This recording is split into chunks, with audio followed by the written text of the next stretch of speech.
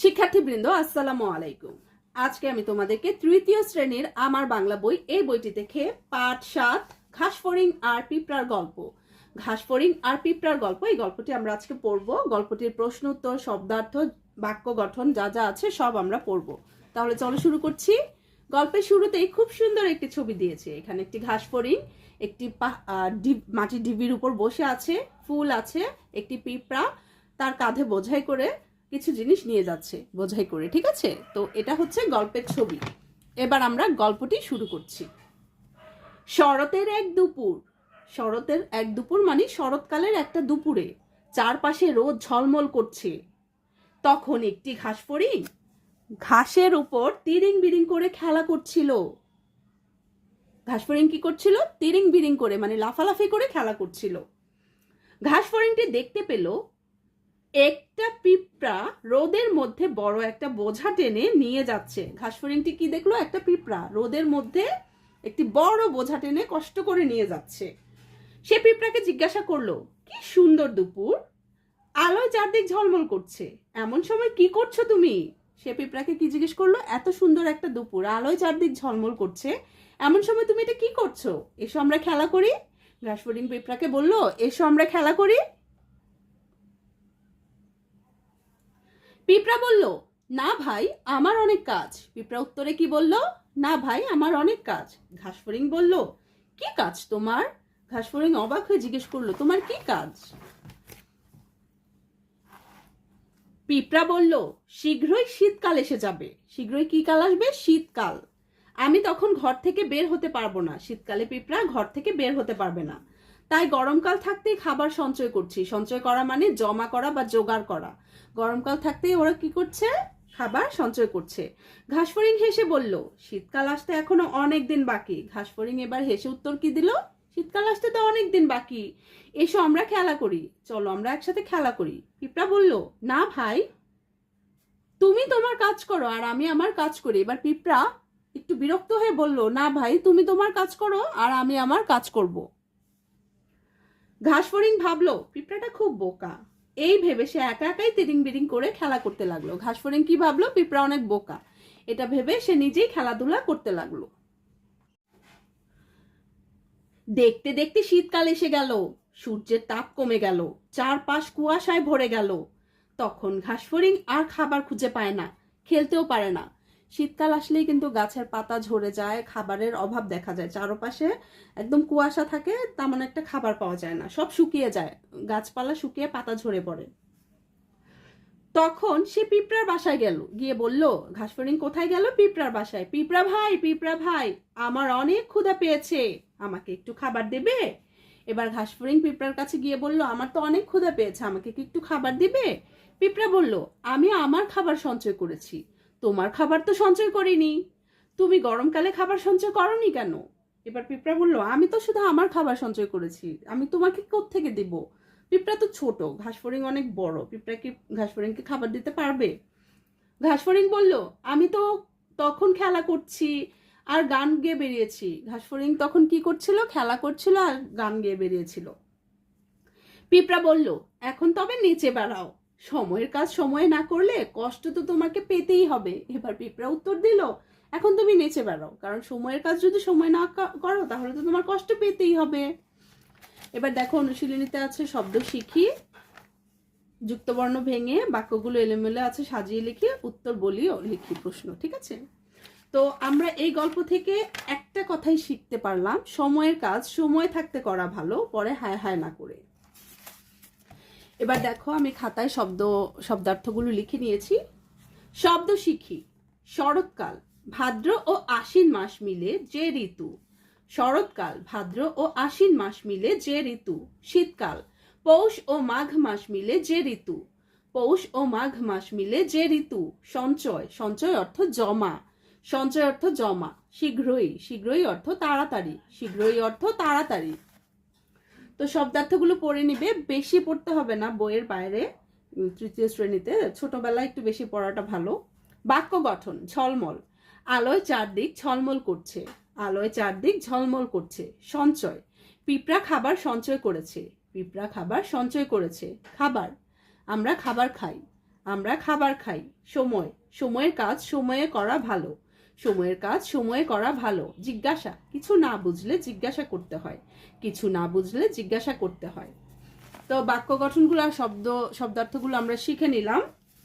এবার দেখো চন্দ্রবিন্দুযুক্ত শব্দ। আমি প্রতি পাঠে তোমাদেরকে চন্দ্রবিন্দু যুক্ত শব্দগুলো আলাদা করে পড়াই, এজন্য যাতে বানানটা তোমাদের মনে থাকে। পিঁপড়া, খুঁজে, দুইটাই ছিল, দুইটাই আমি লিখেছি। পিঁপড়া, পিঁপড়ার উপর চন্দ্রবিন্দু থাকবে, খুঁজে, খুঁজের উপর চন্দ্রবিন্দু থাকবে। ঠিক আছে।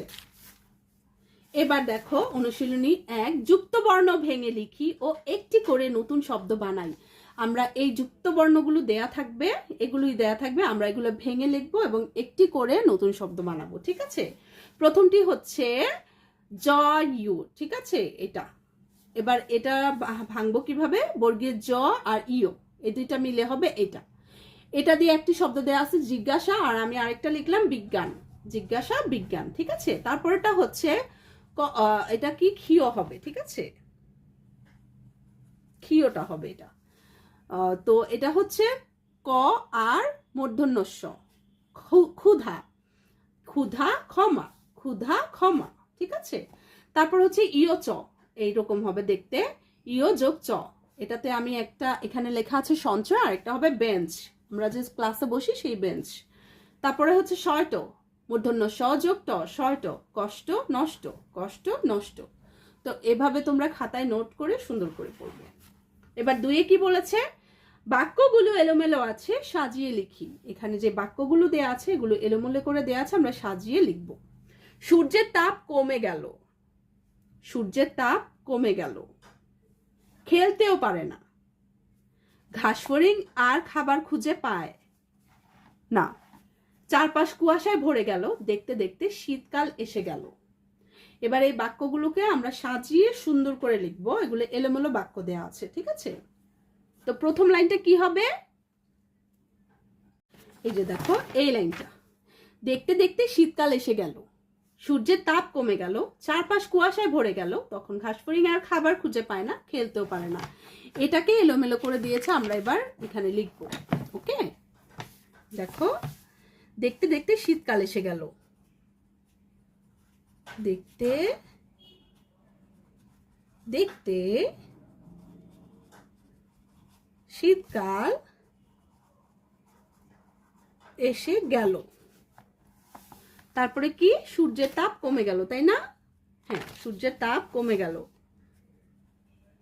সূর্যের তাপ কমে গেল। তারপরে কি? ঘাসফড়িং চারপাশ কুয়াশায় ভরে গেল। চারপাশ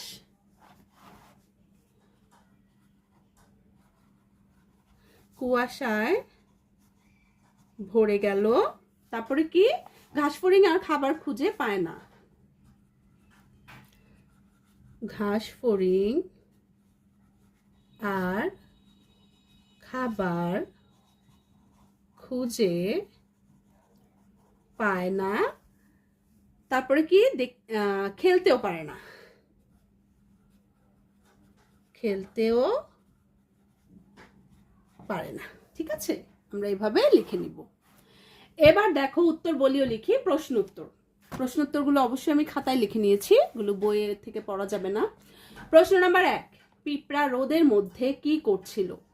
পিঁপড়া রোদের মধ্যে কি করছিল? উত্তর, পিঁপড়া রোদের মধ্যে বড় একটা বোঝা টেনে নিয়ে যাচ্ছিল। পিঁপড়া রোদের মধ্যে বড় একটা বোঝা টেনে নিয়ে যাচ্ছিল। খ, ঘাসফড়িং কি করছিল? ঘাসফড়িং ঘাসের উপর তিরিং বিরিং করে খেলা করছিল। ঘাসফড়িং কি করছিল? ঘাসফড়িং ঘাসের উপর তিরিং বিরিং করে খেলা করছিল। গ, ঘাসফড়িং কেন পিঁপড়ার বাসায় গেল? ঘাসফড়িং কেন পিঁপড়ার বাসায় গেল? উত্তর, ঘাসফড়িং খাবারের খোঁজে পিঁপড়ার বাসায় গেল। ঘাসফড়িং খাবারের খোঁজে পিঁপড়ার বাসায় গেল। এবার ঘ, কে বোকা, পিঁপড়া নাকি ঘাসফড়িং? প্রশ্নটা কি? কে বোকা, পিঁপড়া নাকি ঘাসফড়িং? তোমরা অবশ্যই আমাকে কমেন্ট করবে। উত্তর, বোকা হলো ঘাসফড়িং, কারণ সে ভবিষ্যতের জন্য খাদ্য সঞ্চয় না করে অলস সময় কাটিয়েছে। বোকা হলো ঘাসফড়িং, কারণ সে ভবিষ্যতের জন্য খাদ্য সঞ্চয় না করে অলস সময় কাটিয়েছে। ঠিক আছে, এগুলো হচ্ছে প্রশ্নের উত্তরগুলো, অবশ্যই তোমরা পড়বে। এবার এই গল্প থেকে তোমাদের জন্য আমি দুইটা বড় প্রশ্ন তৈরি করেছি, কারণ এই গল্প থেকে বড় প্রশ্ন আসবে। তো আমি বড় প্রশ্নগুলো এবার পড়ছি। বড় প্রশ্ন উত্তর 1, পিঁপড়াটি গরমকালে খাবার সঞ্চয় করছিল কেন? পিঁপড়াটি গরমকালে খাবার সঞ্চয় করছিল কেন? উত্তর, পিঁপড়াটি ছিল অনেক পরিশ্রমী ও বুদ্ধিমান। সে জানতো শীঘ্রই শীতকাল এসে যাবে, তখন সে ঘর থেকে বের হতে পারবে না, তাই সে গরমকালেই খাবার সঞ্চয় করছিল। পিঁপড়াটি ছিল অনেক পরিশ্রমী ও বুদ্ধিমান। সে জানতো শীঘ্রই শীতকাল এসে যাবে, তখন সে ঘর থেকে বের হতে পারবে না, তাই সে গরমকালেই খাবার সঞ্চয় করছিল। 2, সময়ের কাজ সময়ে না করলে কি হয়? উত্তর, সময়ের কাজ সময়ে না করলে কষ্ট পেতে হয়। ঘাসফড়িং সময়ের কাজ সময়ে করেনি, তাই সে কষ্ট পেয়েছে, কিন্তু পিঁপড়া সময়ের কাজ সময়ে করেছে, এ কারণেই সে সুখী। আরেকবার পড়ছি, সময়ের কাজ সময়ে না করলে কি হয়? উত্তর, সময়ের কাজ সময়ে না করলে কষ্ট পেতে হয়। ঘাসফড়িং সময়ের কাজ সময়ে করেনি, তাই সে কষ্ট পেয়েছে, কিন্তু পিঁপড়া সময়ের কাজ সময়ে করেছে, এ কারণেই সে সুখী। পিঁপড়া আর ঘাসফড়িং এই গল্পটি থেকে আজকে আমরা শব্দার্থ, বাক্য গঠন, যুক্ত বর্ণ, প্রশ্নোত্তর সহ আরো অনেক কিছু পড়েছি। তো আজকে এই পর্যন্তই, ভালো থাকবে।